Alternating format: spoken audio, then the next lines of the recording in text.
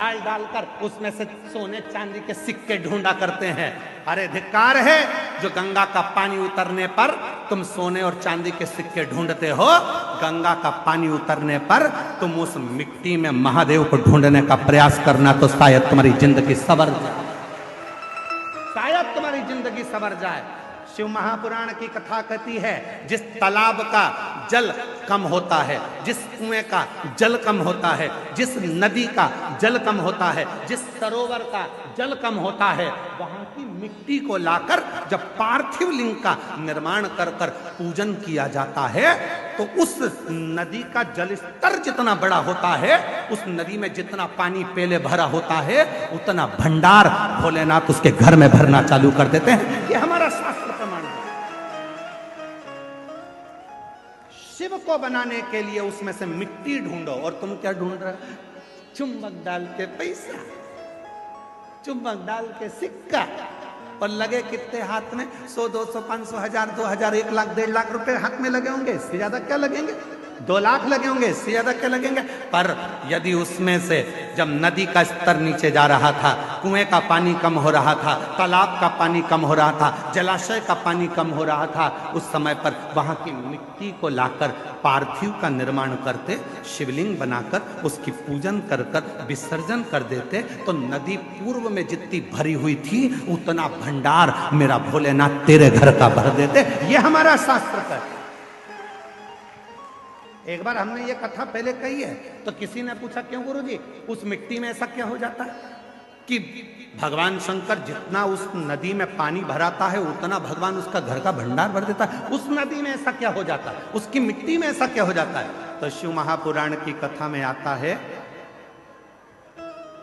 कृष्णेश्वर महादेव की कथा। 12 ज्योतिर्लिंग में से 12वां ज्योतिर्लिंग सुधर्म नाम के ब्राह्मण की 2 धर्म पत्नी थी, घूष्मा और सुदेहा।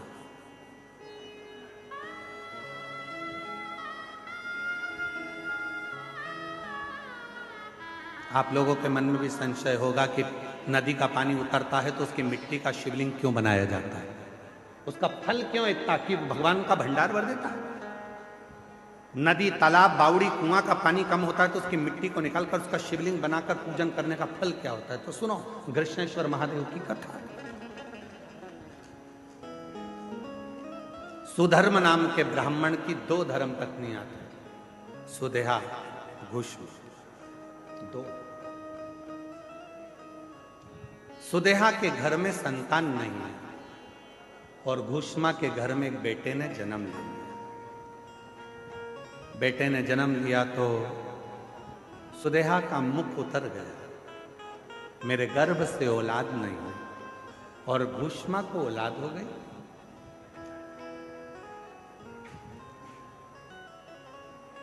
सुधर्म ने अपनी पत्नी घूष्मा से कहा कि तेरे गर्भ से यदि एक बच्चा हो सकता है तो तेरे गर्भ से और भी बच्चे जन्म ले सकते हैं। तेरा जो बेटा है, इस बेटे को तू सुदेहा को दे।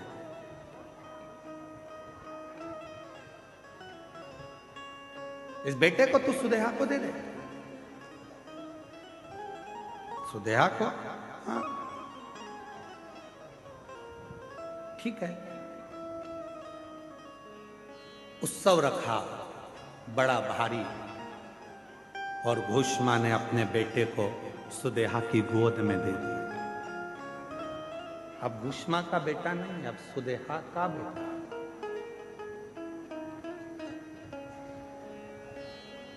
सुदेहा का बेटा। धीरे धीरे बच्चे को पाल पोस कर सुदेहा ने बड़ा किया। वो बच्चा जब बड़ा हो गया, उसका विवाह हो गया, बहू घर में आ गई। बहू आई तो बहू को मालूम पड़ा कि मेरी असली सास तो घूष्मा है। सुदेहा की गोद में मेरे पति को दिया गया, पर सास तो घूष्मा। अब वो सुदेहा को कम मानती है और घूष्मा को ज्यादा मानती है। घूष्मा के लिए चाय लेकर जाए, भोजन लेकर जाए, नाश्ता लेकर जाए, पाँव पड़े, सुदेहा को पूछे नहीं। सुदेहा को गुस्सा आ गया, बहू मेरी और पूछ रही घूष्मा। बेटा ही नहीं रहेगा तो बहू किस काम की। रात को सोया था बेटा, बहू गई थी मायके और बेटा सोया था, तभी सुदेहा ने अपने बेटे के तलवार से काट काट के टुकड़े कर दिए, कपड़े में बांध लिए, सिर पे पोटली रखी, तालाब में फेंक,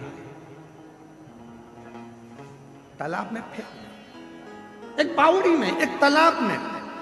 उस टुकड़े करे हुए शरीर को जब फेंका, सुदेहा आ गई, समय निकला, तालाब का जल नीचे जा रहा था और भूष्मा उसी सरोवर की मिट्टी को लाकर उसका शिवलिंग बनाकर पूजन कर मिट्टी के शिवलिंग को, पार्थिव शिवलिंग को सिर पे रखकर चली और तालाब में विसर्जन करने चली। मन में आया, बाबा बहुत दिन से मैंने अपने बेटे को नहीं देखा, ना जाने बेटा कहां चले गया, दिखता ही नहीं। बस वो पार्थिव शिवलिंग तालाब में गया, थोड़े से पानी में, जो पानी का स्तर गिर रहा था, टुकड़े टुकड़े हुए बेटा कई दिन पहले मरा था, वही बेटा तैरता हुआ बाहर निकल कर आ गया।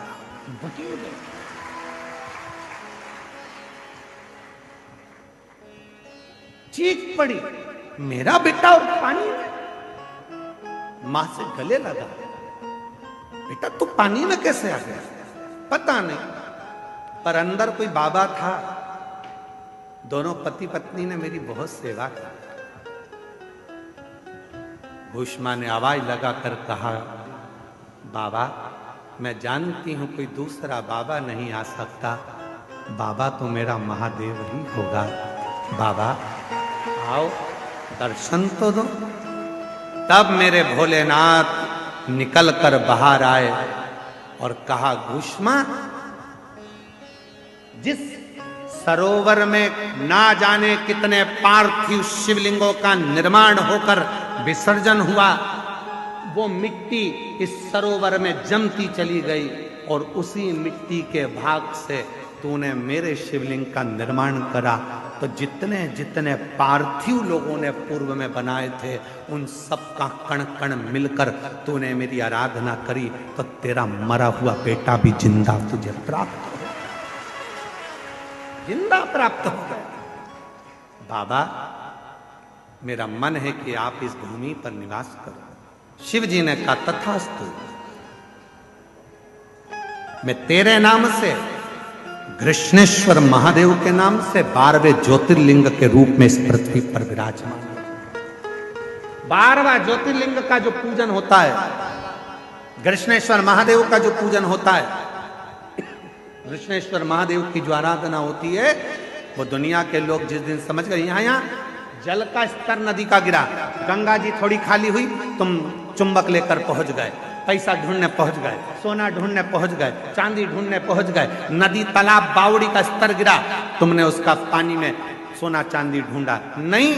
जैसे ही नदी तालाब बावड़ी का पानी नीचे आए, उसकी मिट्टी को लाकर एक बार पार्थिव शिवलिंग का पूजन करो और आराधना करो। जैसे तेरी नदी का जल बढ़ता है, खूब बढ़ता है, ऐसे मेरे घर में भंडार भरना, सौभाग्य बढ़ना, संतान बढ़ना, वैभव बढ़ाना, तू कृपा करना। जैसे कृष्णेश्वर पर, भूष्मा पर तूने करुणा करी, वैसे मुझ पर कृपा करना। वो करेगा।